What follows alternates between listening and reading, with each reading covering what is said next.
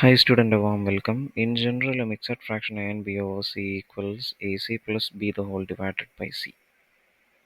As a result, 12 and 5 over 6 equals 12 times 6 plus 5 the whole divided by 6, 77 divided by 6. Also,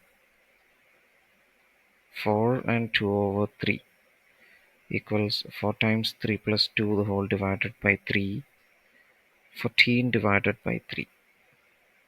Therefore, the first mixed fraction divided